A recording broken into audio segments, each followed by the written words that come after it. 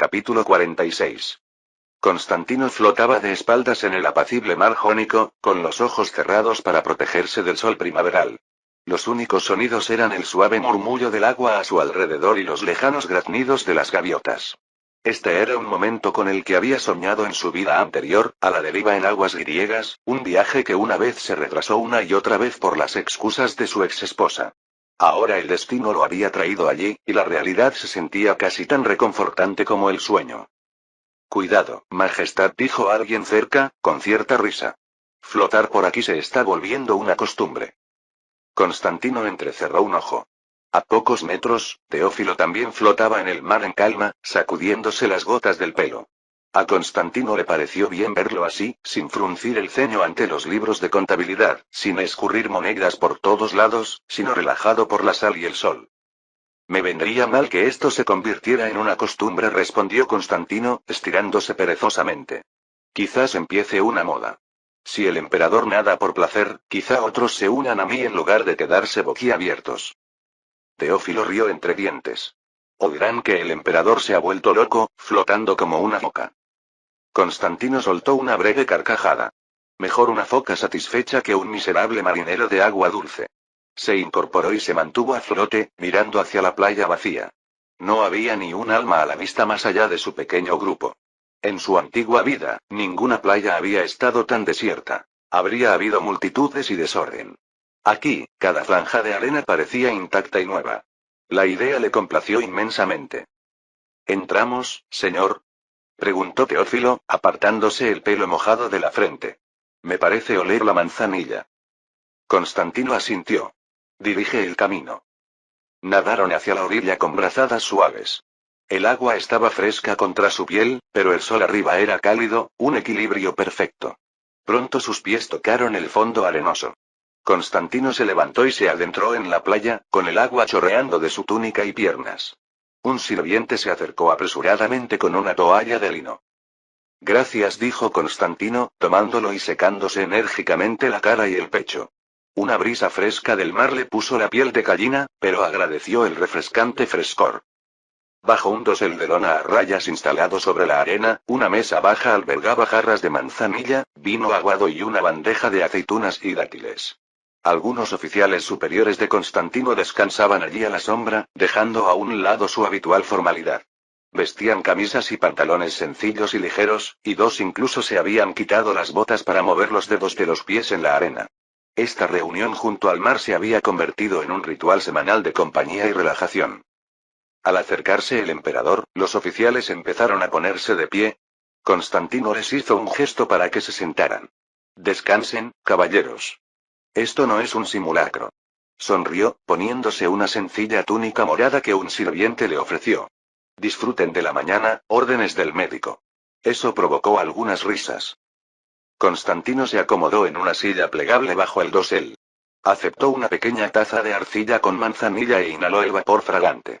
Subiendo la suave ladera, tras ellos, se alzaba su nueva villa. Una modesta y amplia casa cuadrada de piedra caliza blanca con tejado plano, con toda la fachada que daba al mar abierta por columnatas aireadas. La luz del sol y la brisa marina la atravesaban libremente. El diseño era minimalista y extraño para los lugareños, pero a Constantino le encantó. Tras años entre los muros de una fortaleza, por fin tenía una casa junto al mar, tal como siempre había soñado. Tuvo poco tiempo para disfrutar de la vista. Un guardia se acercó e hizo una reverencia. Su Majestad, el general Andreas está aquí. Acaba de llegar del castillo. Hazlo pasar, dijo Constantino, dejando su taza a un lado. Se levantó para saludar a su general. Momentos después, Andreas caminaba con dificultad por la arena hacia el dosel, hundiendo ligeramente las botas a cada paso. El polvo de una dura cabalgata matutina se aferraba al dobladillo de su capa. Se quitó el casco al acercarse, revelando un rostro cuadrado y curtido. Constantino lo encontró a mitad de camino. Andreas. Lo llamó con cariño. Bienvenido de nuevo. Llegas justo a tiempo para nuestro pequeño respiro junto al mar, aunque un poco tarde para nadar. Andreas se llevó el puño al corazón a modo de saludo, pero una sonrisa le curvó los labios. Majestad, les ahorraré a todos la visión de mi azote en las olas. Prefiero tierra firme. Observó las gotas de agua de mar que aún brillaban en el cabello del emperador. ¿No está helada el agua? Bien, corrigió Constantine, riendo. Bueno para el cuerpo. Mejor que un baño frío en diciembre, te lo prometo. El general se estremeció levemente, fingido horrorizado. Te creo. Ven, siéntate, dijo Constantino, guiándolo bajo el dosel. Toma un poco de vino y recupera el aliento. Un sirviente sirvió vino tinto en una copa y se la ofreció a Andreas, quien la aceptó agradecido. Mientras el general bebía, su mirada se posó en la Villa Blanca con vistas a la playa. Así que es verdad, comentó. Te has construido una casa aquí junto a la playa. De verdad que prefieres este lugar al castillo de Clermont, ¿verdad? Constantine siguió su mirada hacia las líneas limpias de la villa. Absolutamente, afirmó Constantine. Clermont es una hermosa fortaleza, pero es fría y claustrofóbica, sobre todo cuando llega el verano. Aquí, junto al agua, respiro tranquilo. Contempló el horizonte brillante. Siempre quise una casita junto al mar. Estuvo a punto de decir Florida, recordando una lejana costa soleada de su antigua vida, pero se contuvo a tiempo. Andreas asintió, con una expresión entre admiración y diversión. Es un buen lugar, lo admito. ¿Y he oído que construiste otro para el viejo Pletón? Los ojos de Constantino brillaron. Solo uno pequeño más abajo, en la costa. El erudito ahora pasa sus días leyendo a Aristóteles junto a las olas. Una recompensa por toda su sabiduría. Andreas rió entre dientes. Vivirá 100 años con tanto lujo. El general se aclaró la garganta y dejó la copa vacía a un lado. Majestad, antes de que me olvide, le felicito. Nos han llegado noticias de su compromiso con Lady Catarina. Constantino inclinó la cabeza. Gracias.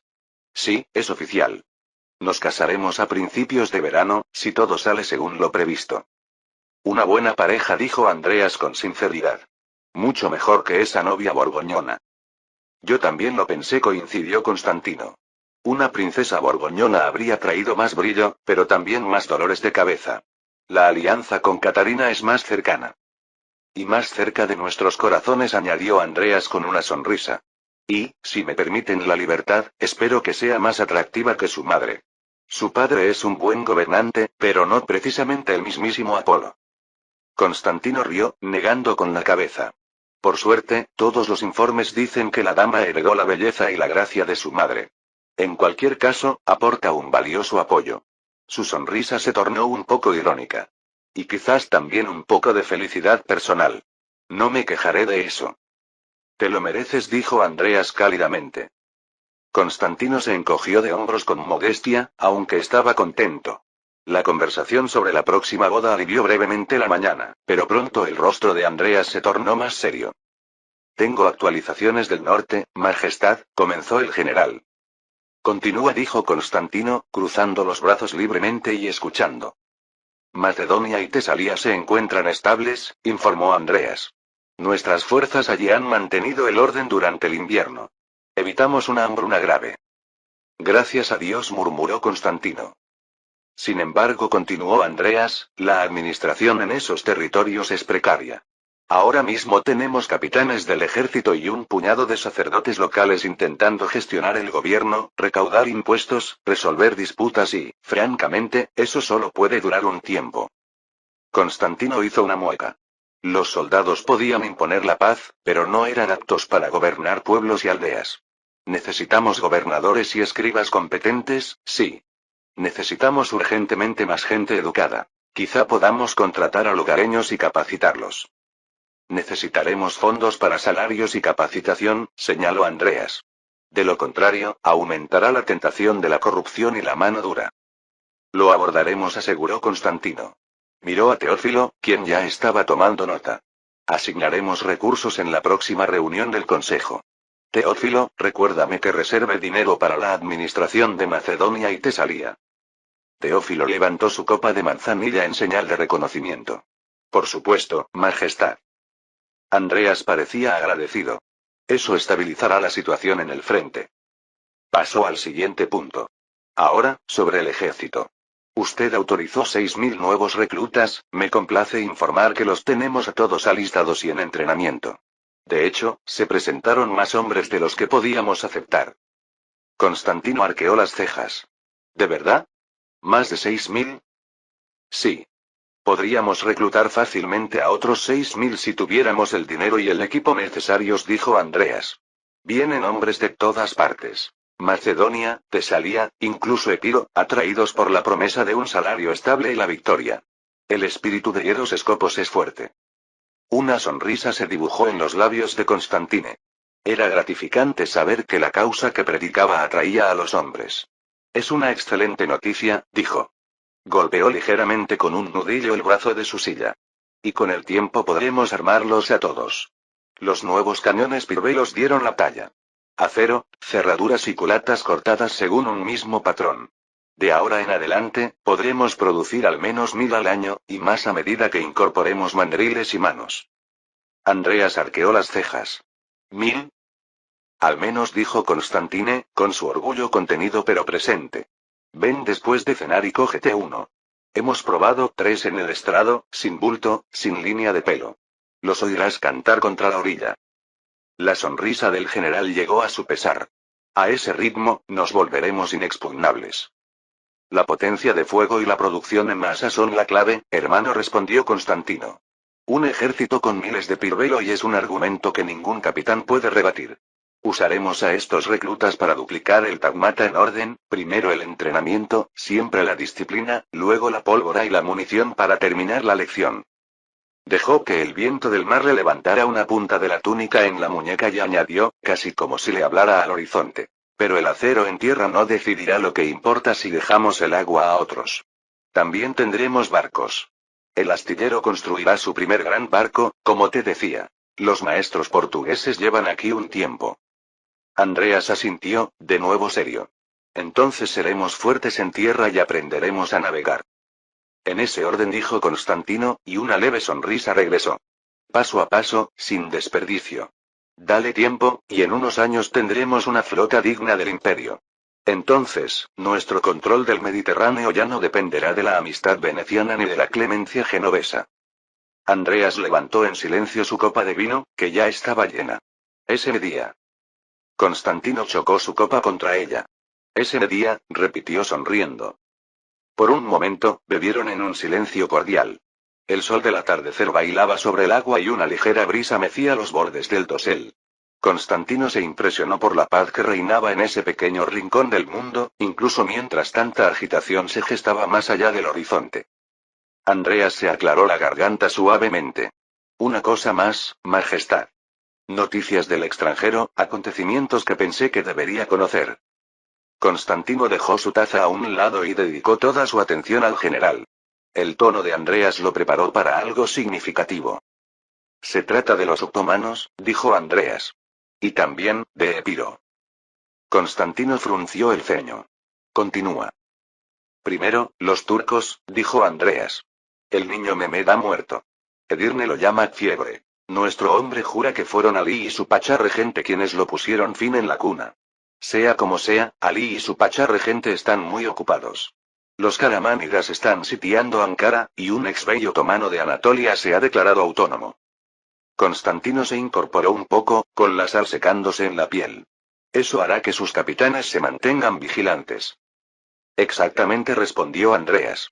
Están atados, pisoteando los incendios forestales. La voz de Teófilo era suave y firme a la vez. Las regencias crían lobos. Constantino asintió. Bien, que se peleen. Tomémonos un respiro. Misericordia para el chico muerto, añadió, santiguándose una vez. Su mirada permaneció fija en la línea donde el mar se unía al cielo. Pero en cuanto al reino, la inestabilidad nos da tiempo. Teófilo murmuró que estaba de acuerdo. Es improbable que lancen nuevas campañas contra nosotros pronto. Constantino asintió solemnemente y luego respiró hondo. ¿Y mencionaste Epiro? Sí, respondió Andreas. Noticias del oeste.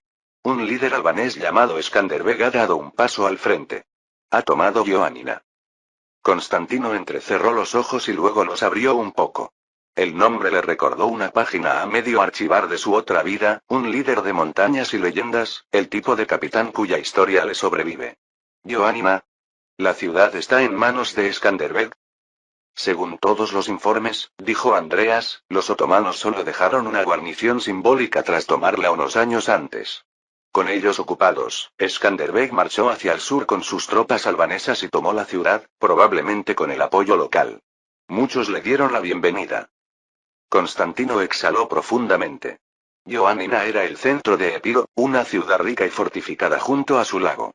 Ese hombre es audaz, dijo, pero la palabra transmitía un respeto mesurado. El recuerdo a medias seguía apremiando. Carismático, ágil, un comandante que hizo que un país difícil luchara por él. No un pequeño señor ladrón, pensó. Tómalo en serio, o lo pagarás después. Y no se detendrá en Ioánina, añadió Andreas. Se rumorea que pretende reclamar todo Epiro, las tierras que quedan de la familia Toco. Arta, Rodo y, quizás incluso los fuertes costeros. Quiere tener toda la región bajo su bandera. Constantino intercambió una mirada significativa con Teófilo. Epiro llevaba mucho tiempo dividido. En parte bajo la familia Toco, en parte bajo el dominio otomano. Ahora Skanderbeg buscaba unificarlo bajo su mando. Eso podría establecer un formidable principado en la frontera noroeste de Bizancio. ¿Y qué hay de Carlos II Toco? Preguntó Constantino. ¿Qué tan firme es su control en Arta? Dudo que ofrezca mucha resistencia. Sinceramente, si Skanderbeg presiona, Toco probablemente se derrumbará o huirá. Constantino lo asimiló. Era un cambio de poder que no había previsto tan pronto. Un Epiro fuerte e independiente podía ser aliado o enemigo, según cómo lo manejara. Y había otra preocupación más cercana. A mi hermano le interesará saber esto, dijo Constantino, frotándose la barbilla. Tomás también ha estado interesado en esas tierras. Capítulo 47. Clarence primavera de 1435. Constantino olía la sal a través de las contraventanas abiertas del salón del cuartel. La luz de la mañana se reflejaba oblicuamente en la larga mesa de roble donde se alzaban mapas de la Grecia occidental clavados con dagas. El puerto murmuraba más allá de los muros de piedra, con el graznido de las gaviotas, pero dentro de la cámara reinaba un silencio concentrado. Constantino presidía la mesa, con las palmas de las manos apoyadas sobre un desgastado mapa de la costa jónica. A su alrededor, sus oficiales se reunieron en semicírculo. Esperaron a que asentiera. Lo hizo con una rápida inclinación de barbilla. El general Andreas dio el primer paso, carraspeando. Puso un dedo sobre el mapa, trazando dos líneas divergentes que convergían cerca del Golfo de Patras. La estrategia está fijada, Majestad, comenzó en voz baja y firme. Atacaremos en dos frentes, como estaba previsto. El príncipe Tomás marcha desde Neopatras con un tagma, unos 2000 hombres, incluyendo 1000 infantes de picas.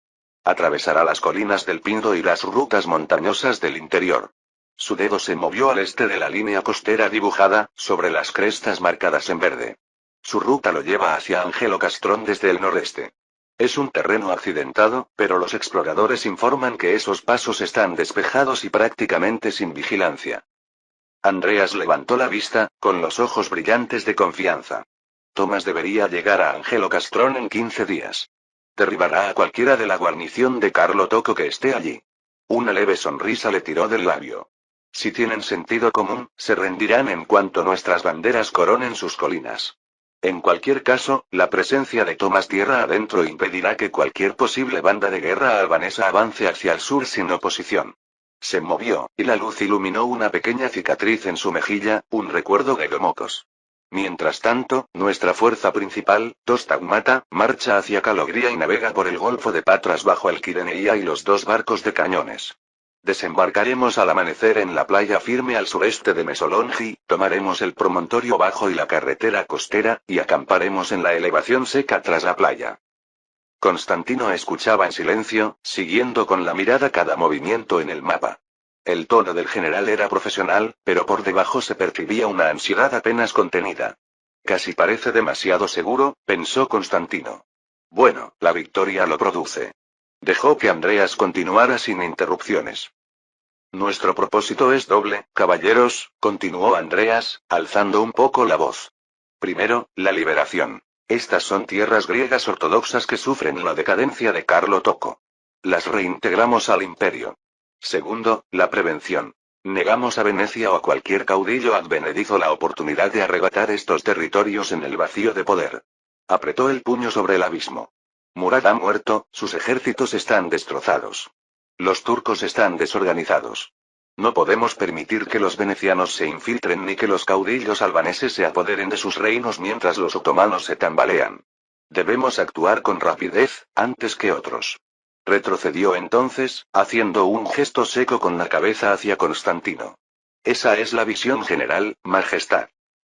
Constantino sostuvo la mirada del general e hizo una leve inclinación de cabeza en señal de aprobación. La confianza de Andreas era contagiosa. Alrededor de la mesa, los oficiales murmuraron su asentimiento y se golpearon los puños contra las corazas. Tras la cruzada del año anterior, todos ansiaban otro golpe rápido de victoria. Constantino lo percibía en la quietud de la sala, en la forma en que incluso los capitanes más jóvenes se erguían un poco más. Se giró hacia el almirante Manuel Lascaris, quien ya avanzaba con un pergamino enrollado en las manos. Lascaris vestía una sencilla sobreveste azul, con una insignia plateada de ancla brillando en su cuello. Extendió el pergamino, revelando un horario cuidadosamente dibujado, anotado con pequeños iconos de barcos. Su Majestad, caballeros, comenzó Lascaris con voz suave y resonante. Sobre la travesía marítima desde Calogria. La sincronización y la coordinación serán fundamentales. Golpeó la primera columna de notas. Hemos reunido suficientes transportes, principalmente barcos mercantes locales y algunos buques más grandes, para transportar nuestras fuerzas en 2 oleadas. La primera oleada llevará aproximadamente la mitad de las tropas. La segunda oleada seguirá medio día más tarde con el resto de los hombres, caballos y suministros. El capitán Callistos, de pie al borde de la mesa, frunció ligeramente el ceño. Almirante, ¿qué hay de los barcos venecianos? Intervino. Callistos era un oficial más joven, delgado y de nariz aguileña. Comandaba uno de los Tagmata y tenía fama de meticuloso. Los venecianos patrullan estas aguas. Si deciden bloquearnos el paso. Lascaris inclinó la cabeza. ¿Por qué debería intervenir Venecia? Razonablemente no lo harían, pero la razón es un escudo débil en el mar. Aún así, es una pregunta válida. Nuestra información sugiere que Venecia tiene una presencia naval mínima en el Golfo ahora mismo. Su escuadrón más cercano tiene su base en Corfú y está ocupado escoltando convoyes mercantes. Una sonrisa irónica. Aún así, no navegamos sin defensa. El Quireneia irá al frente como nuestro buque insignia, y los otros 2 barcos cañoneros flanquearán el convoy. Si aparece algún estandarte veneciano e intenta interferir, recibirán nuestras advertencias altas y claras. El tono del almirante era seguro, casi arrogante. Constantino notó el sutil énfasis. Advertencias, no ataques. Lascaris continuó, señalando de nuevo el horario. Salvo mal tiempo, deberíamos tener hombres en tierra en el lugar de desembarco elegido a media mañana. Constantino asintió levemente. Venecia no tiene por qué obstaculizarnos. No es su estilo. No gastarán sangre por Toco, no mientras sus factores esperen grandes pedidos de nuestro papel y tinta. Su mirada se dirigió a Callistos, invitándolo a acercarse. El capitán Callistos dio un paso al frente. Sostenía una tablilla de cera llena de notas garabateadas que apenas miró, pues las había memorizado. Majestad, sobre la preparación del ejército y el procedimiento de desembarco, comenzó Callistos con energía. Ambos Tagmata están alistados y bien adiestrados. Los veteranos de Domocos y Edesa forman la columna vertebral, y los reclutas más nuevos se han integrado en sus filas bajo el mando de oficiales experimentados. Mantuvo la compostura, con orgullo en la voz. Saben lo que se espera. La moral está alta, quizás demasiado alta, añadió secamente, levantando una comisura de la boca. Hemos tenido que frenar a algunos jóvenes soldados demasiado entusiastas que se jactan de cómo perseguirán a los latinos hasta el mar. Ante esto, Andreas emitió un murmullo de asentimiento y Constantino captó con el rabillo del ojo el gesto de aprobación del general. Callistos continuó, con la mirada fija en Constantino. En cuanto al desembarco, hemos organizado las tropas en equipos de botes y practicado el embarque y desembarque según sus órdenes. La primera oleada estará compuesta principalmente por mitad. Los hombres saben que deben formarse inmediatamente en la playa, con las picas al frente y los artilleros de pirbelos justo detrás, y la caballería al final debido al tiempo que se tarda en desembarcar los caballos. Hizo un gesto como si estuviera organizando piezas invisibles. El lugar de desembarco que hemos elegido es una costa amplia y tranquila. Suelo arenoso, buen equilibrio y, lo más importante, se permitió una breve sonrisa, a media hora de marcha de un pequeño embarcadero pesquero que nuestros agentes de avanzada han reutilizado para nuestro uso. Podemos descargar cañones allí si el oleaje está tranquilo. El capitán Ducas puede hablar más al respecto. Constantino sintió una leve opresión en el pecho. Callistos era minucioso. Había dejado poco al azar en el aspecto táctico. El emperador emitió un murmullo de aprobación. Disciplina ante todo, capitán. En la playa, cada hombre tiene su lugar. Confío en que se asegurará de que se cumpla. Me parece muy improbable que encontremos resistencia en el desembarco, pero conviene tener a los hombres preparados para ello, por si la fortuna lo desafía. Otra figura se aclaró la garganta. El capitán Aristos salió de las sombras cerca de la pared del fondo, donde había estado apoyado. No hacía mucho, había sido ese joven oficial escéptico enviado a Albania con un puñado de hombres. Desde entonces se había ganado su lugar allí una docena de veces.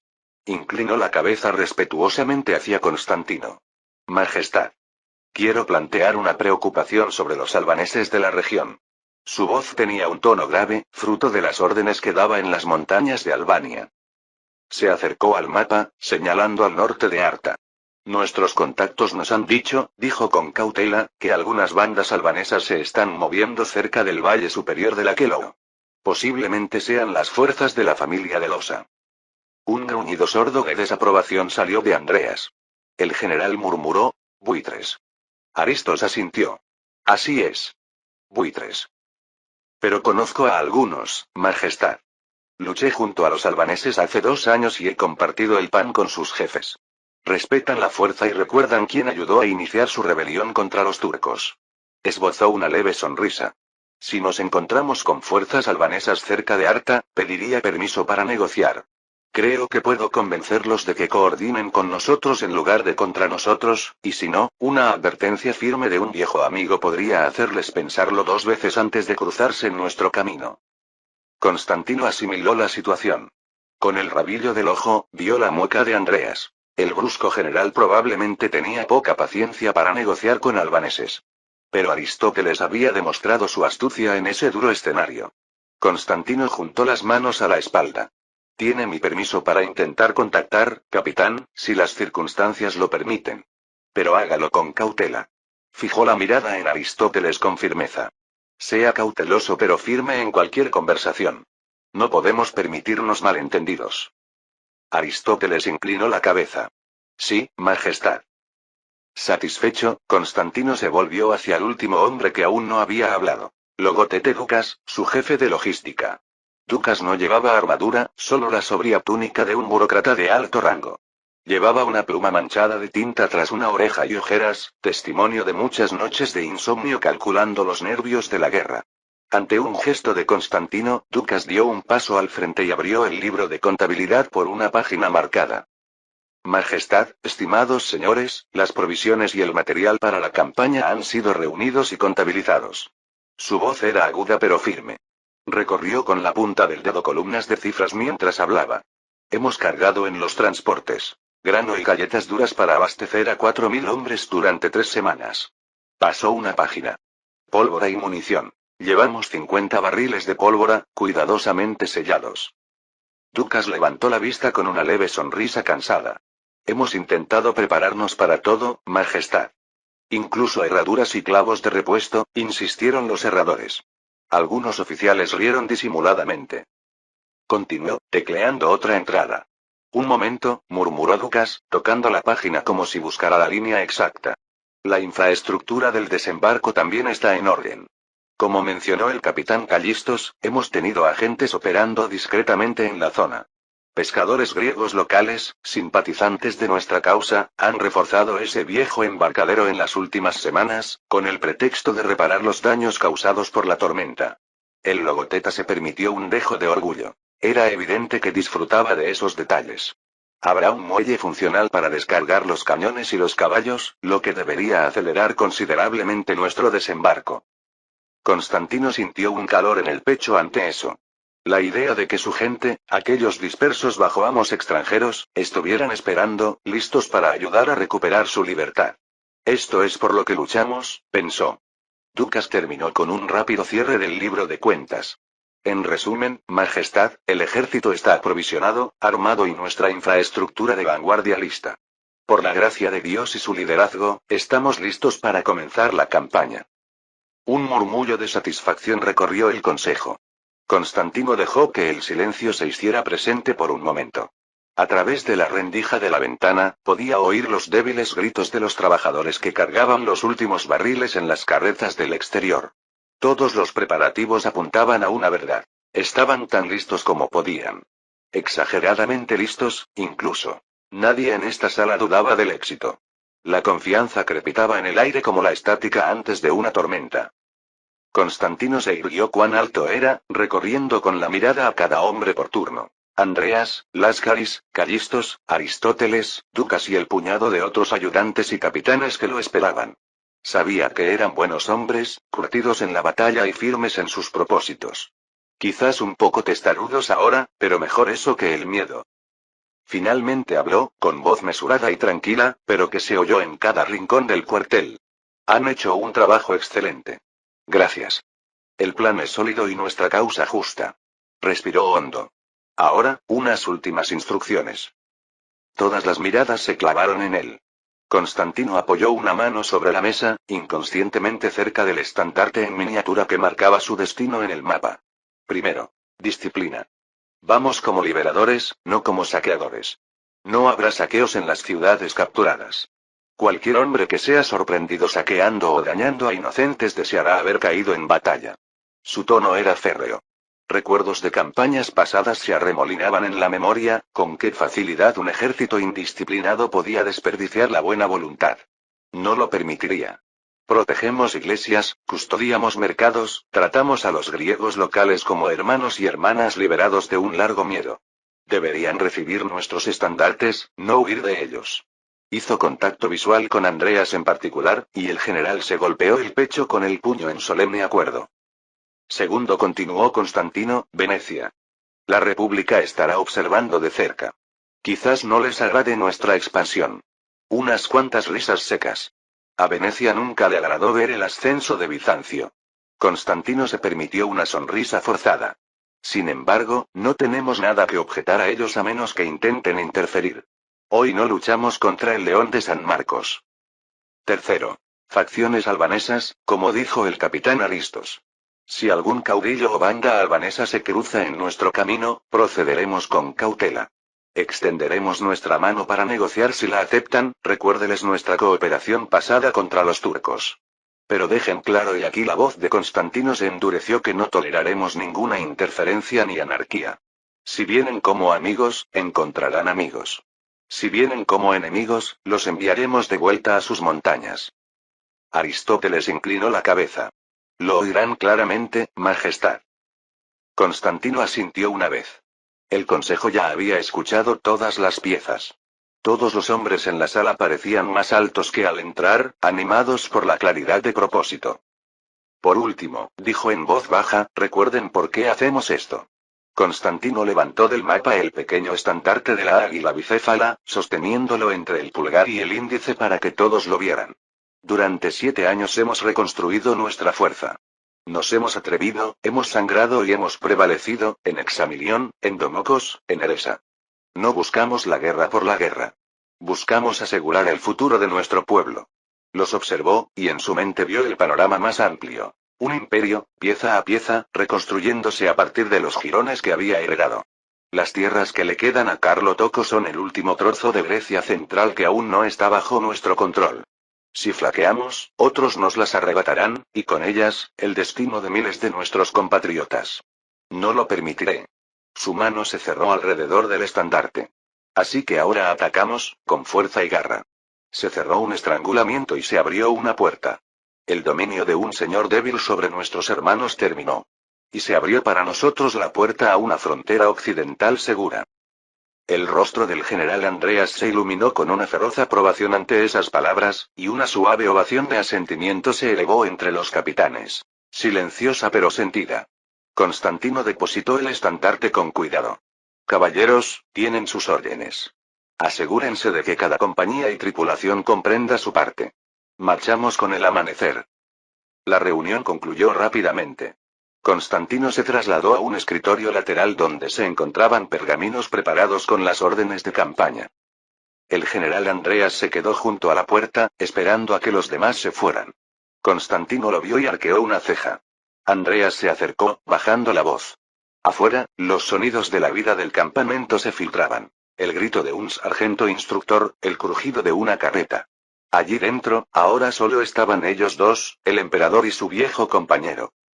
Majestad, comenzó Andreas en voz baja, bajando la mirada un instante, como si eligiera las palabras. Todo está listo, como dijimos. Los hombres, los barcos. Cumpliremos su voluntad. Dudó un momento, luego levantó la vista y se encontró con la mirada de Constantino con una mezcla de preocupación y devoción. Constantino, no navegues. La boda, el estado, tu vida conlleva a ambos. Constantine apretó los labios. Ya habían tenido esta conversación antes, o versiones similares. Permaneció en silencio, invitando a Andreas a terminar su relato. Eres nuestro soberano, continuó Andreas, serio y un poco ronco. Tu vida es la vida de esta causa. Que el ejército asegure la cabeza de playa. Quédate en Clarenza para coordinar.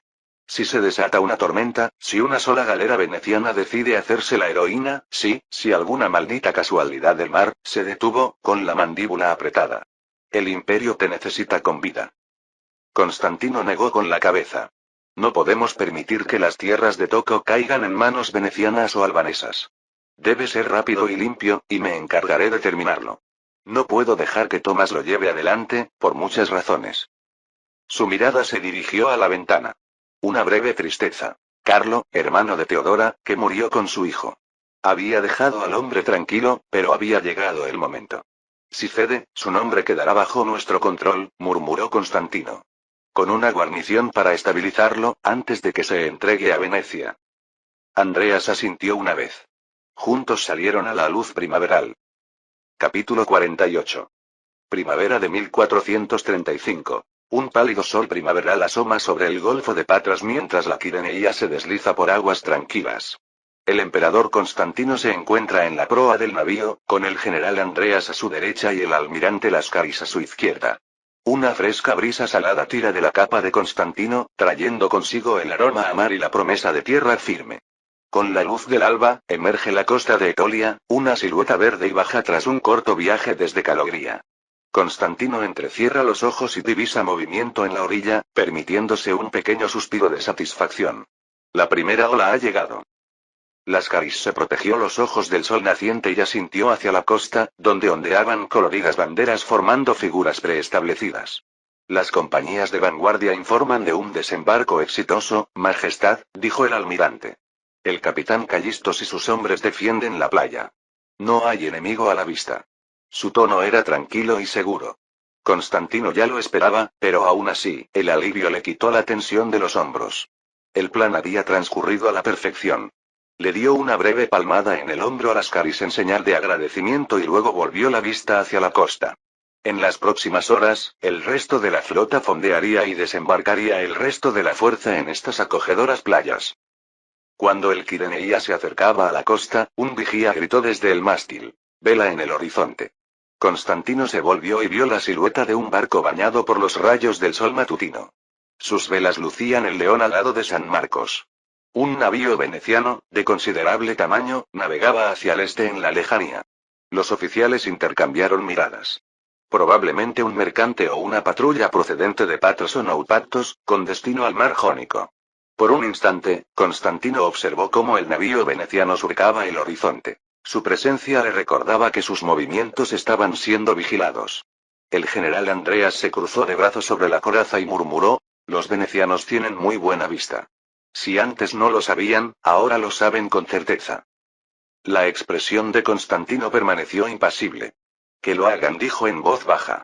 No tenemos nada que ocultar, ni ningún conflicto con la República hoy, ni la República con nosotros. El almirante Lascaris asintió. Probablemente sea solo un barco mercante con destino al mar Jónico, nada importante, y navega sin escolta, observó mientras la nave veneciana se hacía cada vez más pequeña a popa. En efecto, el barco no cambió de rumbo hacia la pequeña flota imperial. Constantino esbozó una leve sonrisa. Venecia bien podría informar de este cruce a todos los puertos del Adriático, pero daba igual, pues para cuando alguien decidiera intervenir, el estandarte del águila bicéfala ya ondearía en estas costas. Con una última mirada a las velas que se desvanecían, Constantino centró toda su atención en el inminente desembarco. Los transportes imperiales pronto fondearon a lo largo de la costa, y barcos repletos de hombres y caballos desembarcaron en la arena mojada. Constantino fue de los primeros en pisar tierra firme. Sus botas se hundieron en la tierra que pronto volvería a ser su hogar. Al mediodía, todo el ejército estaba a salvo en tierra, y se había establecido un campamento base en una suave elevación no lejos de la playa. Esa tarde, Constantino convocó un consejo de sus oficiales superiores en la tienda de mando. El general Andreas y el almirante Lascaris tomaron asiento a su lado, y los pocos comandantes superiores que había se reunieron a su alrededor. El capitán Callistos, líder de la primera oleada de desembarco, se encontraba frente al emperador, con la piel curtida por el viaje y la piel quemada por el viento tras una jornada de trabajo. Hizo una reverencia y comenzó su informe con un tono claro y respetuoso. Majestad, los exploradores avanzaron según lo ordenado.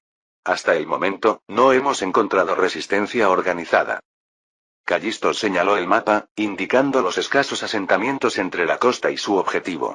Solo había un puñado de pequeñas aldeas en los caminos hacia el norte. Entablamos contacto en 2 de ellas. La gente hizo una pausa, una leve sonrisa iluminando su rostro cubierto de tierra.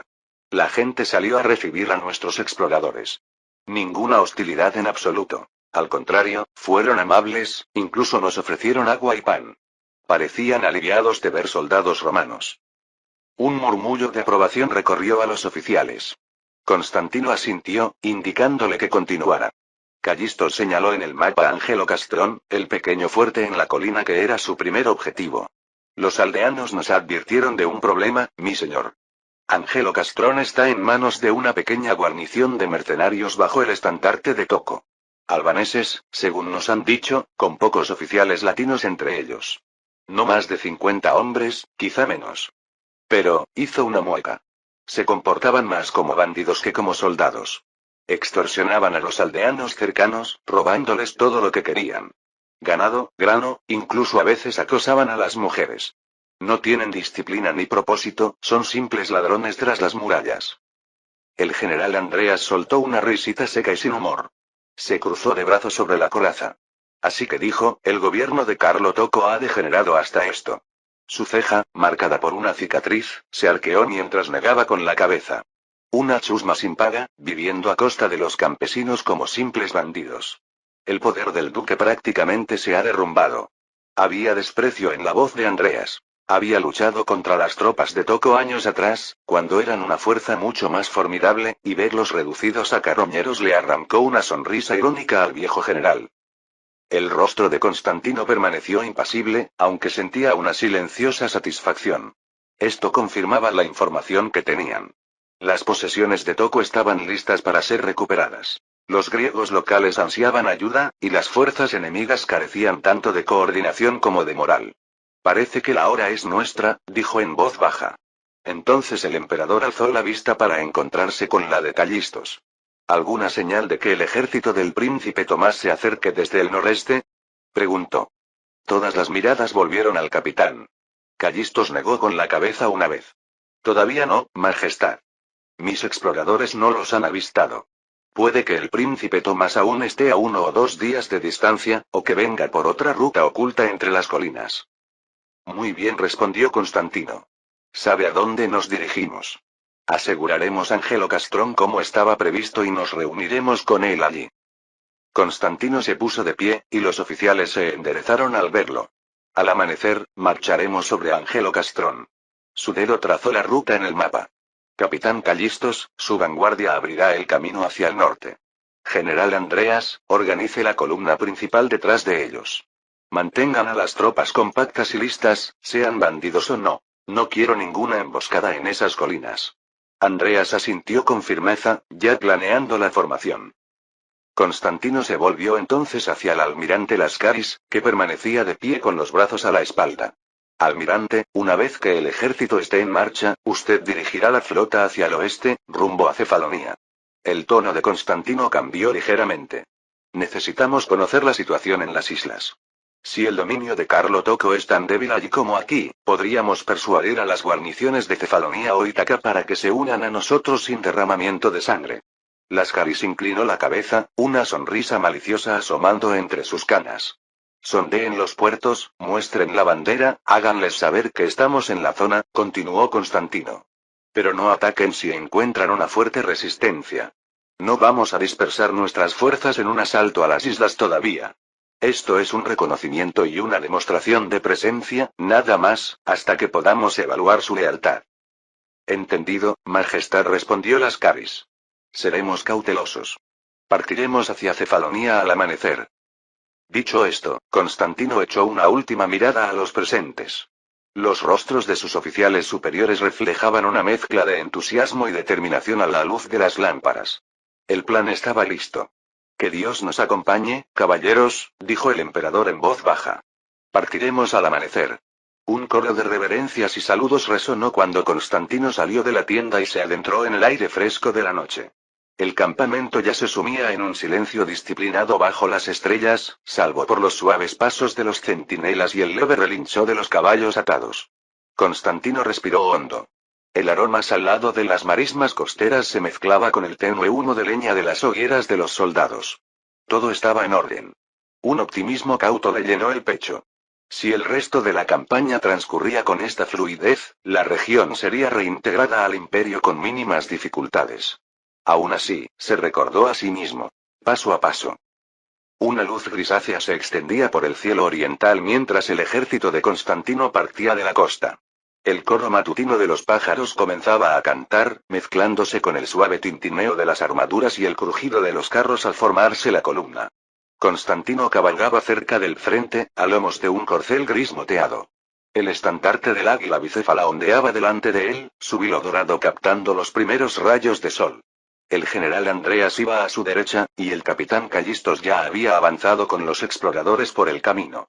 Tras ellos se extendía un ejército disciplinado. Cada hombre conocía su puesto, cada destacamento su deber. La calma y el orden que reinaban en aquel paisaje silencioso eran casi sobrecogedores. Solo el graznido de las gaviotas a lo lejos y el susurro de la brisa entre los olivares acompañaban el golpeteo de las botas sobre la tierra húmeda. A medida que el sol ascendía, el ejército atravesó una de las pequeñas aldeas que Callistos había mencionado. Un grupo de casitas encaladas con techos de paja se apiñaban al borde del camino. Aquí y allá, rostros curiosos asomaban desde las puertas y los muros de los jardines. Campesinos y sus familias, atraídos por la inusual visión de las tropas imperiales. Constantino cabalgó a paso tranquilo y saludó con la mano. Un anciano, desde una puerta, se santiguó y exclamó: «Bienvenido, Basileus». Otros murmuraron bendiciones o saludaron tímidamente. El emperador notó a más de un aldeano con moretones o brazos vendados, señales de maltrato reciente. Intercambió una mirada cómplice con Andreas. Las depredaciones de los mercenarios eran claramente reales. Pero ahora, al ver los aldeanos, los estandartes imperiales y las filas organizadas pasar sin saquear, la esperanza se encendió en sus ojos. Constantino apretó los labios, sintiendo el peso de la responsabilidad. Esta gente esperaba ser liberada de la anarquía. Estaba decidido a no defraudarles. Hacia el mediodía, el camino ascendía por un terreno más rocoso. Colinas bajas salpicadas de artemisa y cipreses se alzaban a ambos lados. Los exploradores informaron que Angelo Castrón se encontraba justo delante, más allá de la siguiente loma. Constantino ordenó una breve parada en una hondonada resguardada donde el grueso de las tropas podía permanecer oculto. Avanzó con un pequeño grupo, Andreas y dos portaestandartes, para avistar la fortaleza de distancia. El sendero rodeaba un risco, y allí estaba Angelo Castrón, una modesta fortaleza de piedra encaramada en una colina rocosa sobre un estrecho valle. Sus murallas eran antiguas y no especialmente altas. No había una gran ciudadela, solo una robusta torre del homenaje y una muralla que protegía un pequeño pueblo al pie de la colina. Desde este punto, Constantino divisó unas tenues columnas de humo que se elevaban de las chimeneas del pueblo situado bajo la fortaleza. Los campos y olivares que rodeaban la colina parecían estar solo parcialmente cultivados. No había señales de patrullas enemigas fuera de las murallas. De hecho, aparte de una cabra solitaria que deambulaba cerca de la carretera, el paisaje estaba en calma. Contempló la tranquila colina durante un largo rato, luego se irguió en la silla. No tenía intención de diezmar aquella insignificante guarnición con un costoso asalto si podía evitarlo. Hizo un gesto a uno de sus ayudantes, quien desplegó un pergamino. Una oferta de rendición y amnistía preparada la noche anterior. Bajo una bandera blanca, un heraldo y 2 jinetes avanzaron al trote por el campo abierto hacia la puerta de Angelo Castrón. Andreas mantuvo a la infantería en formación, pero ordenó a los pirbelos que avanzaran a cubierto, por si acaso hubiera una traición. El heraldo se detuvo a una distancia respetuosa de la fortaleza. En el aire fresco de la mañana, sus palabras resonaron con claridad ladera arriba. Por orden de su Majestad Imperial Constantino, emperador de los romanos, defensores de Angelo Castrón, escuchad esto. Es probable que los mercenarios solo entendieran parcialmente la proclamación griega del heraldo, así que un segundo oficial gritó una traducción al italiano. El poder de vuestro señor ha sido quebrantado. Sus tierras han sido confiscadas. Os ofrecemos la vida y la libertad. Abrid vuestras puertas en señal de rendición y seréis perdonados. Cualquier hombre entre vosotros que lo desee podrá servir bajo el estandarte del emperador con sueldo completo y perdón. O si lo preferís, podéis marcharos sin ser molestados, deponiendo las armas. Pero si os resistís, no se os dará cuartel. Un tenso silencio se apoderó del lugar. La respuesta de la guarnición no fue inmediata. En las murallas, las figuras habían detenido su frenética carrera. Constantino esperaba a lomos de su caballo, al frente de sus filas, inmóvil salvo por el ondeante movimiento de su capa con la risa. Su corazón latía con firmeza. Era paciente. Sabía que el miedo y la codicia libraban una batalla en las mentes de aquellos mercenarios. No le debían lealtad a Carlo Tocco, ni estando en inferioridad numérica y sin paga. ¿Arriesgarían sus vidas por orgullo? ¿O aprovecharían la oportunidad para salvar el pellejo e incluso conseguir empleo con un amo más rico? Solo transcurrieron unos instantes, aunque parecieron una eternidad, antes de que llegara una respuesta. Con un crujido audible incluso en el valle, las puertas de Angelo Castrón se abrieron con un estremecimiento. Una figura solitaria, con armadura desparejada, salió, alzando un paño blanco. Otros la siguieron lentamente, con las armas enfundadas o agachadas. Un suspiro de alivio recorrió las filas bizantinas. Constantino exhaló brevemente. Preparados, pero esperen, ordenó en voz baja, y la orden se transmitió a todos. No confiaría plenamente hasta que se cumplieran las formalidades. Aceleró el paso de su caballo, descendiendo hacia la puerta abierta con Andreas y una corte de guardias. Al acercarse a la entrada de la ciudad, la escena se aclaró. Media docena de mercenarios, al parecer los líderes, habían formado una modesta línea justo después de la puerta. Parecían polvorientos, desnutridos, con la mirada nerviosa oscilando entre el séquito del emperador que se aproximaba y las filas de lanzas dispuestas en la ladera. Uno arrojó su cinturón de espada al suelo en señal de rendición. Otro hizo lo mismo apresuradamente. Su capitán, un hombre delgado con una espesa barba negra y una coraza abollada, dio un paso al frente y cayó de rodillas. En un griego vacilante, declaró: Nos rendimos al Basileus. La fortaleza es vuestra. Capítulo 49. Al mediodía, el estandarte de la dinastía Paleólogo ondeaba en lo alto de la torre del homenaje de Angelo Castrón, reemplazando a los colores de Tocco. La toma del poder había sido completamente pacífica. No se derramó ni una gota de sangre aquel día. Constantino recorría el pequeño patio de la fortaleza mientras sus oficiales se disponían a organizar la nueva posesión. Bajo las órdenes de Andreas, una unidad ya catalogaba el arsenal y los almacenes, por escasos que fueran, mientras otro destacamento apostaba guardias en puntos estratégicos. Un puñado de mercenarios que habían aceptado alistarse en el ejército imperial recibieron agua y se unieron a la compañía de Callistos por el momento, con rostros que aún reflejaban la sorpresa ante este repentino giro de los acontecimientos. Aquellos que optaron por no unirse habían sido desarmados y serían escoltados fuera de la región en barco en 1 o 2 días, probablemente para buscar empleo en otro lugar. Los habitantes del pueblo, por su parte, observaban con una mezcla de asombro y creciente alivio. Algunos se aventuraron a salir de sus puertas para contemplar los estandartes imperiales ondeando sobre las murallas, una visión que la mayoría no esperaba volver a ver en su vida. Constantino ordenó a sus escribanos de la Cancillería que colocaran una proclama en la plaza del pueblo. En ella se declaraba que, por voluntad del emperador, Angelo Castrón y sus aldeas circundantes se encontraban ahora bajo la protección del Imperio Romano restaurado. Todos los impuestos y requisiciones injustos impuestos por el régimen anterior quedaban suspendidos.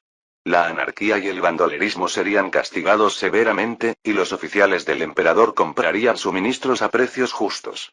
Al leer la proclama en voz alta ante un pequeño grupo de aldeanos, uno de los ayudantes de Constantino tuvo que hacer una pausa, pues algunos oyentes se secaban las lágrimas o juntaban las manos en señal de agradecimiento. El propio Constantino se mantuvo un poco apartado, permitiendo que sus hombres dieran la noticia. Observó los rostros de la gente mientras asimilaban la realidad de que los merodeadores se habían marchado y había llegado un gobierno más ordenado. Sentía satisfacción, pero también una profunda comprensión. Había comenzado una administración más pacífica, y con ella llegaba la verdadera labor de integrar y sanar esta región largamente olvidada. Tras asegurarse de que los asuntos militares estuvieran resueltos, Constantino se dirigió a la pequeña iglesia ortodoxa dedicada a San Jorge, situada a las afueras del pueblo. Era una modesta capilla de piedra con un único campanario desgastado por el tiempo, enclavada a la sombra de un gran plátano. A pesar de los años de dominio católico, los griegos de la zona habían mantenido viva su iglesia, aunque Constantino observó que el yeso se desprendía y que un icono sobre la puerta estaba tan descolorido que apenas se reconocía. Al acercarse, un anciano sacerdote con una sotana raída salió del patio, como si lo hubiera estado esperando. Los ojos del sacerdote se abrieron de par en par e hizo una profunda reverencia, santiguándose. Majestad, comenzó, con la voz ligeramente temblorosa. Bienvenidos. Este es un día bendito para nosotros. Constantino dio un paso al frente y tomó con delicadeza las manos extendidas del hombre entre las suyas por un instante. La piel del sacerdote era tan fina como el papel, y apretó la mano del emperador con una fuerza sorprendente, con los ojos brillantes de gratitud. Padre, ¿cuál es tu nombre? Preguntó Constantino amablemente. Soy el padre Anastasios, humilde servidor de Dios en este pueblo desde hace 40 años, respondió el anciano.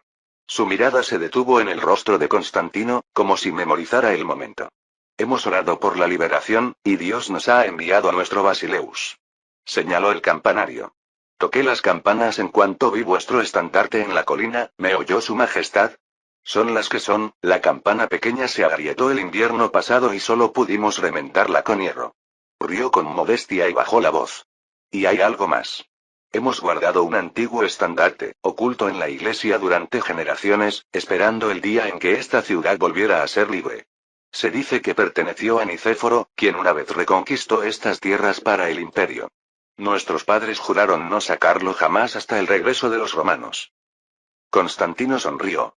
En verdad, entre la marcha y la rendición no había oído la campana, pero asintió en señal de agradecimiento. Vuestro rebaño es libre ahora, padre. Los problemas de aquí se solucionarán.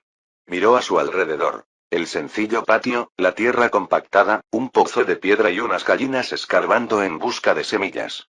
Decidme, ¿cómo os ha ido bajo el dominio latino? Preguntó con dulzura. El padre Anastasio suspiró con gran pesar. ¿Los latinos? Al principio, hace años, era tolerable. Bajo el mando de Carlo Tocco el Viejo, al menos había cierto orden. Sus hombres mantenían una especie de paz, y nosotros nos ocupábamos de lo nuestro. Pero en estos últimos años, cuando su hijo Carlo Tocco el Joven heredó el trono, las cosas empeoraron. Se peleó con su propio pariente, su hermanastro, que lo desafió por Epiro, y la tierra sufrió las consecuencias. A los nobles les importaba poco este pobre pueblo, absortos como estaban en sus disputas familiares. El último castellano latino nos abandonó hace años para seguir esas disputas, dejando solo mercenarios que no respondían ante nadie más que ante sus bolsillos. El rostro del sacerdote se ensombreció al recordar las humillaciones. Nuestro pueblo fue tratado a menudo como menos que humano por los mercenarios. Se burlaron de nuestra fe. La iglesia que ven, señaló la puerta de la capilla, donde un icono de la Teotocos se estaba desconchando, no recibió fondos ni protección. Los latinos nos impusieron fuertes impuestos, pero sus señores en Arta jamás pusieron un pie aquí, ni esos impuestos se tradujeron en ayuda alguna. Constantino escuchaba con atención, apretando la mandíbula al oír algunos de esos detalles.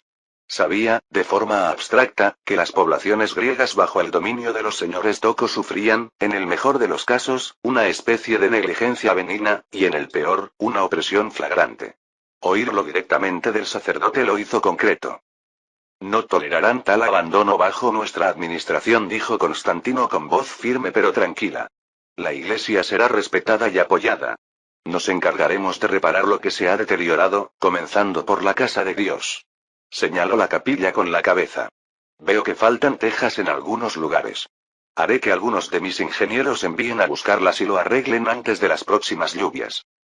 Ante aquello, a padre Anastasio se le llenaron los ojos de lágrimas y volvió a inclinarse, incapaz de hablar por un momento. El sacerdote, recobrando el sentido, se secó las lágrimas. Las victorias de su majestad en los últimos años han llegado incluso a nuestro hogar, tan aislado. Oímos rumores de lo ocurrido en Edesa, y antes en Domocos y el Examilión. Relatos del emperador que luchó con un propósito sagrado. Pronunció las últimas palabras con reverencia. Hieros Escopos. Al oír esas palabras, una leve sonrisa se dibujó en los labios de Constantino. Escucharlas de un humilde sacerdote de pueblo, lejos de los grandiosos campos de batalla, confirmó que la idea se había extendido. Vivíamos de esas historias como de migajas de pan, continuó el padre Anastasios. Nos daban la esperanza de que algún día los romanos regresarían, de que el dominio griego y nuestra propia fe volverían a ser completamente nuestros. Y ahora, aquí estás. Le dio una palmadita en el brazo a Constantino, casi como un abuelo. Has logrado más en pocos años de lo que jamás hubiéramos imaginado posible en toda una vida, hijo mío. Constantino sintió una calidez en el pecho al oír el tono paternal del sacerdote. Respondió en voz baja. Todo lo que logramos fue por la gracia de Dios, Padre. Yo solo fui su instrumento, el instrumento de la voluntad de nuestro pueblo. Miró más allá del cementerio, donde algunos aldeanos y soldados se mezclaban mientras el nuevo orden se afianzaba. Aún queda mucho por hacer. Estas tierras no revivirán de la noche a la mañana. Pero con fe y esfuerzo, las veremos florecer. El sacerdote asintió con vehemencia. Haremos todo lo que esté en nuestra mano. Mañana, en la liturgia, les hablaré a mis feligreses de este nuevo amanecer. Sabrán que deben dar gracias y también colaborar con sus oficiales por el bien de todos. Constantino asintió con la cabeza en señal de aprobación. Cuento con el clero para que me ayude a administrar estas tierras, especialmente al principio. El pueblo confía en vosotros. Seréis mi voz entre ellos hasta que el orden se haya restablecido por completo. El sacerdote volvió a inclinarse, con expresión grave pero llena de resolución. Así será, Majestad. La iglesia estará a su lado. Charlaron un rato más. Constantino preguntó a los aldeanos por sus necesidades más urgentes. Anastasio mencionó que los mercenarios se habían llevado casi todo el grano almacenado. Las semillas para la próxima siembra escaseaban. Constantino ordenó de inmediato a uno de sus ayudantes que organizara una distribución de las provisiones del ejército, suficiente para abastecer a la aldea hasta que llegaran más de la costa. Nadie pasará hambre mientras yo esté al mando, prometió. El sacerdote murmuró una oración de agradecimiento, apenas audible, pidiendo larga vida al emperador. A pesar de todo, el tono fue sereno y pragmático. El emperador se centró tanto en medidas concretas como en el inspirador simbolismo de la liberación. Constantino sabía que el carácter se revelaba en esas decisiones discretas, en la misericordia, en la ayuda práctica, no solo en las hazañas bélicas. Su conversación fue interrumpida suavemente por la llegada del capitán Callistos. El joven oficial esperó respetuosamente al borde del patio hasta que Constantino lo vio y le hizo un gesto para que se acercara. Callistos se inclinó ante el emperador y el sacerdote. Perdone la intrusión, Majestad, dijo en voz baja, procurando no parecer demasiado ansioso. Creí conveniente informarle que una de nuestras patrullas ha contactado con la vanguardia del príncipe Tomás. Constantino arqueó ligeramente las cejas. Buenas noticias. ¿Dónde están? Callistos sonrió. No está lejos, señor. Nuestros exploradores intercambiaron saludos hace menos de una hora en el antiguo camino junto al río, al noreste. El príncipe Tomás marcha hacia acá con todas sus fuerzas. Deberían llegar al anochecer. El emperador cerró los ojos un instante, aliviado y agradecido. Así pues, Tomás estaba cerca, justo fuera del alcance de los exploradores hasta entonces. Probablemente se había esforzado mucho por recorrer los senderos de la montaña para llegar a tiempo. Constantino se volvió hacia el padre Anastasio y le apretó suavemente el hombro. Buen padre, si me disculpa, el deber me llama. Por supuesto, Majestad, dijo el sacerdote, haciendo una reverencia con una amplia sonrisa. Son excelentes noticias. Su hermano estará aquí esta noche. Que Dios les conceda mucho éxito. Cuando Callistos y Constantino se alejaron de la iglesia, Constantino miró hacia el oeste, donde el sol se ocultaba tras las colinas. El cielo se teñía de un dorado vespertino. Al caer la noche, Tomás estaría allí y sus ejércitos se unirían. La primera fase de la campaña había concluido. La siguiente podía comenzar con una posición aún más ventajosa. Dio una palmada en el hombro al capitán Callistos. Bien hecho, dijo en voz baja, agradeciendo la rápida transmisión de la noticia. El general Andreas ya se acercaba a grandes zancadas desde la puerta de la fortaleza, alertado por el revuelo. Preparaos para recibir a los hombres del príncipe Tomás, ordenó a Callistos y Andreas. Que mantengan el campamento a las afueras del pueblo. Hay mucho espacio en los campos. Y aseguraos de que tengan comida caliente preparada. Tendrán hambre después de la larga marcha. Mientras sus oficiales se apresuraban a supervisar los preparativos, Constantino se detuvo y contempló la escena una vez más. El estandarte de la torre del Angelo Castrón ondeaba lánguidamente. Los soldados encendían antorchas a lo largo de las murallas recién fortificadas al caer la tarde. En las calles, los aldeanos se movían con menos temor y mayor determinación, ya envalentonados por el cambio de autoridad. Con los otomanos derrotados, al menos por el momento, la lucha más ardua había terminado. Lo que les esperaba, campañas contra señores latinos y magnates rivales, sería tarea más sencilla, al atacar a enemigos divididos y debilitados. Nota del autor.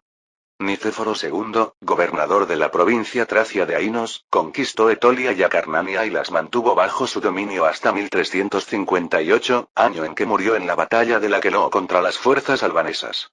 Tras la contienda, el despotado de Epiro se derrumbó y la región pasó a manos de principados albaneses de reciente creación, gobernados por Tjimbu Ashpata y Pedro Diosa, quienes reinaron desde 1362 hasta 1405. Posteriormente, el territorio fue absorbido por el condado palatino de Cefalonia, donde la dinastía Toco alcanzó gran poder y extendió su dominio por toda Grecia occidental. Tras la muerte de Carlo Toco I en 1429, su heredero, Carlo Toco II, se vio inmediatamente desafiado por su hermanastro en una cruenta guerra sucesoria. El conflicto desestabilizó Epiro, lo que poco después provocó la caída de Ioánina en manos otomanas. Carlos II conservó su título, pero solo como cliente y títere del sultán, perdiendo prácticamente toda su independencia. Capítulo 50. El consejo se reunió al amanecer en la cámara superior de la solitaria torre de Angelo Castrón. El alba gris se filtró por las aspilleras, tiñendo de gris la mesa redonda y los rostros que la rodeaban. Constantino presidía la mesa, con las yemas de los dedos presionadas contra la madera pulida por los años. Andreas se apretujaba a su derecha sobre los mapas. A su izquierda, el príncipe Tomás, recién llegado, se sentaba erguido y expectante en un taburete bajo. El capitán Aristóteles y el logotete Ducas completaban el círculo, con algunos oficiales detrás. En el silencio, solo interrumpido por su respiración y el lejano graznido de las gaviotas, se respiraba una calma tensa, como en un consejo, a minutos de tomar decisiones. Se puede rodear Bonitsa, dijo Andreas, levantando el bloque tallado del mapa. Al dejarlo a un lado, crujió suavemente. No perdemos mucho dejándola a nuestra retaguardia. La guarnición seguramente es pequeña y se mantendrá en sus murallas si no se la provoca. Miró a Constantino en busca de su aprobación. Su rostro marcado por las cicatrices permanecía impasible. Logotete Ducas frunció el ceño, tamborileando con los dedos sobre su libro de contabilidad. Incluso una pequeña fortaleza, rodeada, supone un riesgo, murmuró. Bonitsa controla la carretera costera. Unos pocos hombres aún pueden hostigar la retaguardia o dificultar nuestro regreso. No lo harán, interrumpió el capitán Aristos. Su guarnición es escasa y de mentalidad veneciana. No saldrán mientras nuestra columna pase. Y una vez que Arta caiga, su sonrisa se ensombreció. Probablemente se desmoronarán y se rendirán. Constantino asintió, pero su gesto fue ilegible bajo la luz de la linterna. Su dedo se deslizó más allá de Bonitsa hasta Arta. El tiempo es crucial. Nuestros exploradores informan de rumores de un movimiento albanés hacia Arta. Debemos prever lo peor. Que estén marchando incluso ahora, con la intención de reclamar Arta para sí mismos. Tomás no podía estarse quieto. No podemos permitirlo, dijo con los ojos brillantes. Arta nos pertenece. Tomémosla ahora y les negaremos a los albaneses su botín, y reclamaremos nuestro territorio en Epiro. Ellos, más que nadie, deberían ser cautelosos después de la ayuda que les brindamos contra el turco. El mismísimo Aristóteles cabalgó con ellos. No deben aprovechar la ruina del turco, ganada por nosotros, para arrebatarnos lo que nos pertenece por derecho. Golpeó la mesa, buscando la aprobación. Los asentimientos se sucedieron rápidamente. Andreas asintió con firmeza. Aristos sonrió, recordando aquellas marchas. Ducas vaciló y luego se aclaró la garganta. Con el debido respeto, Alteza, mi cautela se mantiene en parte, dijo, haciendo su anotación. Permitan únicamente una pantalla simbólica para vigilar a Bonitsa. De acuerdo, dijo Constantino. Intercambió una mirada con Andreas, quien asintió levemente. Se encargaría de ello. Un pequeño destacamento para mantener a raya a la guarnición de Bonitsa mientras el grueso del ejército avanzaba. Era una decisión prudente, y Ducas pareció satisfecho al cerrar su pequeño libro. El capitán Aristos señaló con la yema de un dedo áspero el mapa, donde los caminos convergían hacia Arta. Con un poco de suerte, mi Basileus, llegaremos a las afueras de Arta en 2 días de marcha. Constantino echó un vistazo a su alrededor. Ninguna protesta. A la luz de las antorchas, los rostros estaban fijos. Tomás esbozaba una leve sonrisa. Andreas calculaba distancias mentalmente. Ducas repasaba en silencio los trenes. Aristos, con los brazos cruzados, ya recorría el camino en su mente. Si Arta nos favorece de verdad, quizá no tengamos que luchar, dijo Tomás, con la voz más baja. Se dice que rezan por nuestra llegada. El Vieros Escopos brillaba en su tono. Los informes mencionaban a Constantino como el liberador. Una calidez fugaz lo invadió. Esbozó una leve sonrisa. Que así sea, dijo. Se irguió, con las palmas firmes sobre la mesa. El silencio se apoderó de la sala. La mirada de Constantino recorrió los rostros, sopesando la confianza y lo que estaba en juego. Caballeros, dijo en voz baja pero clara, marchemos sobre Arta de inmediato. Nuestra causa se basa en la rapidez y el factor sorpresa. No podemos permitir que Skanderbeg, ni ningún caudillo albanés, nos robe la ventaja. Su voz se endureció. Aristos, lidera la vanguardia junto al barranco. Andreas, forma una retaguardia para vigilar las murallas de Bonitsa y proteger los trenes. Logotete, conduce los carros sin detenerte. Que cada hombre lleve la ración de un día extra. Buscaremos lo que podamos. Los puños chocaron contra las corazas.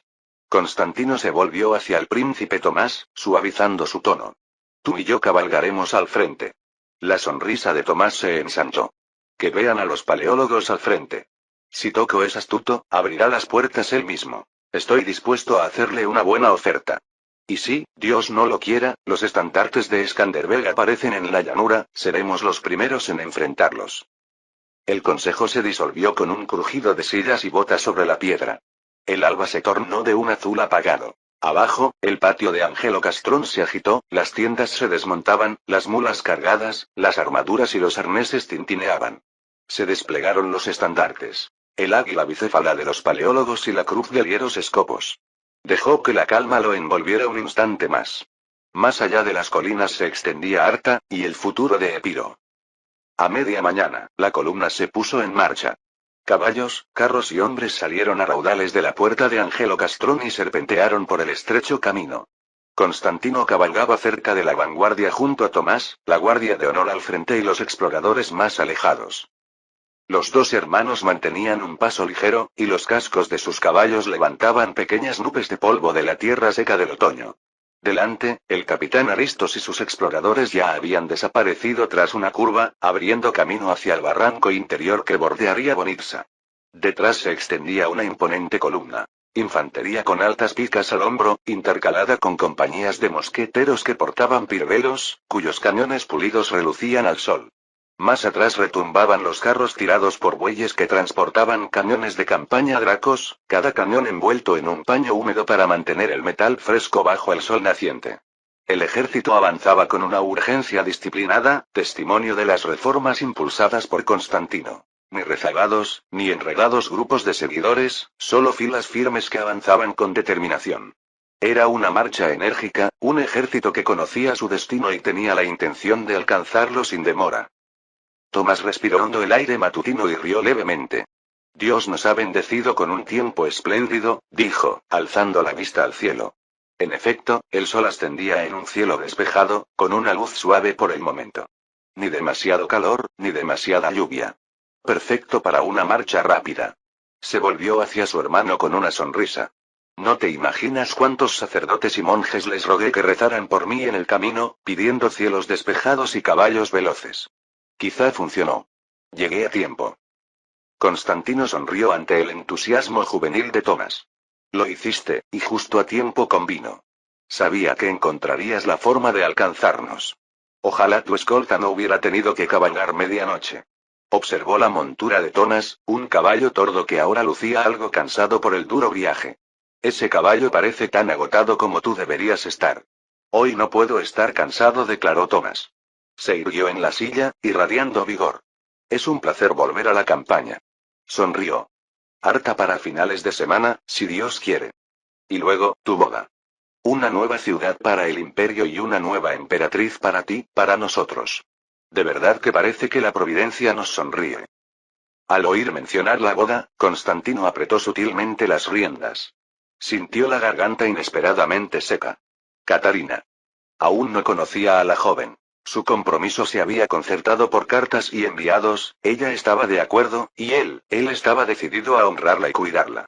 Aún así, le parecía algo surrealista. Será un nuevo capítulo, respondió, manteniendo un tono sereno y cálido. Serbia unida a nosotros por la sangre, como sin duda pretendía mi suegro Brankovic.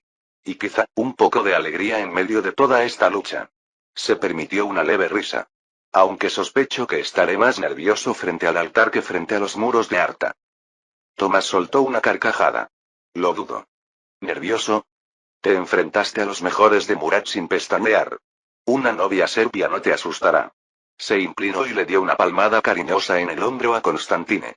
De verdad, me alegro por ti, hermano. Te mereces ser feliz. Constantino sintió un pinchazo, una mezcla de gratitud y algo parecido a la culpa. Si tan solo Tomás supiera toda la verdad sobre lo que había hecho y sacrificado. El verdadero Constantino lo había sacrificado todo, incluso a sí mismo, en cierto modo, y Miguel, el hombre dentro de esa piel, había asumido la misión. Pero para Tomás, él era Constantino, su querido hermano mayor, el legítimo Basileus. Apretó ligeramente la mandíbula y le dio una palmadita en la mano a Tomás. Gracias, Tomás. Hizo una pausa y luego añadió con suavidad. Sabes, yo tampoco habría llegado tan lejos sin ti. Tu apoyo significa mucho. Cabalgaron en un silencio agradable durante un minuto, escuchando el sonido del ejército marchando detrás de ellos. Pero la mente de Tomás claramente iba a toda velocidad. Se aclaró la garganta, llamando la atención de Constantino. Hermano, hablando de la boda, madre debe estar allí. Su tono era sincero, casi suplicante. Significaría muchísimo para ella, y para nosotros, que lo viera con sus propios ojos. Ha sufrido tanto en oración y soledad. Esto la alegraría el corazón. Constantino miró fijamente el camino, sin decir nada al principio. La mención de su madre, Helena, removió en él un nudo de sentimientos en el pecho. Helena Draga, ahora monja bajo la custodia de Demetrio, pero aún la venerada matriarca de su linaje, era alguien a quien Miguel nunca había conocido, salvo en cartas cuidadosamente escritas y recuerdos de segunda mano. Para Tomás y los demás, era madre, amada y venerada. Para Constantino, para Miguel, era una figura venerada, sí, pero le costaba más evocar el cálido lazo del amor filial. Sabía lo que debía sentir, lo que sentiría Constantino paleólogo, pero no podía atribuirse esas emociones con sinceridad. Tomás interpretó el silencio como preocupación. Sé que no es sencillo, continuó rápidamente. Está lejos y viajar le sienta mal. ¿Y Demetrios? Tomás casi escupió el nombre. Demetrios preferiría mantenerla prisionera en ese monasterio para siempre. Pero seguro que podemos arreglar algo. Enviar hombres de confianza a hombres discretos para que la saquen de ese monasterio. Traerla a Glarencha justo a tiempo para la ceremonia. Miró a Constantine, con los ojos esperanzados bajo una arruga de preocupación. Apenas hablas de ella últimamente, eso es todo. Yo, solo pensé que, querrías que estuviera contigo, sobre todo para esto. Constantino respiró hondo y esbozó una sonrisa forzada. Claro que sí, dijo, intentando sonar amable. Siempre la tengo presente, Tomás. Si no he hablado mucho de ella, es solo porque la guerra y el deber me absorben por completo. Las responsabilidades del mando dejan poco espacio para conversaciones afectuosas. Suavizó su expresión, sosteniendo la mirada de Tomás. Pero tienes razón. En cuanto Arta esté a salvo, haremos todo lo posible para que madre esté con nosotros para la boda. Te lo prometo. Se inclinó y apretó brevemente el antebrazo de Tomás. Era un gesto de consuelo, pero también de súplica. Que esto te baste. Hasta entonces, reza por ella como yo, añadió Constantino con dulzura. Tomás lo observó un instante y asintió. El rostro del joven se relajó, la preocupación se disipó. Bien, dijo en voz baja. Es que, recuerdo cómo recurrías a sus consejos constantemente, allá por los duros comienzos en Moria, citabas sus dichos, recordabas sus recomendaciones. Siempre ha creído en ti, en nosotros, no quería que la olvidáramos ahora que todo avanza tan rápido. Un atisbo de culpa punzó a Constantino. No era que la hubieran olvidado, solo Michael no recordaba los susurros de Helena, su aroma, sus nanas. Solo sus cartas lo llamaban hijo, y él respondía con cautela, ocultando al desconocido entre sus manos. No compartía nada de eso. No la he olvidado, Thomas, ni podría olvidarla. Cuando llegue el momento, la quiero a mi lado. Esa es la verdad. Thomas sonrió y dejó que el asunto quedara zanjado. Constantine miró al frente, disimulando su alivio. Helena era importante, el vínculo viviente con el antiguo linaje, piadosa y amada. La integraría en lo que pudiera, tanto por la unidad como por el amor. Era lo correcto, lo sintiera o no. Su conciencia se tranquilizó un poco. El camino serpenteaba entre colinas escarpadas. A la izquierda, el golfo de Ambracia se asomaba entre la maleza. Bonitsa permanecía oculta tras la cresta sur. Tras dejar a su madre a un lado, el ánimo de Tomás mejoró. Una vez que Arta sea nuestra, y después. La ciudad, no hacía falta que mencionara Constantinopla.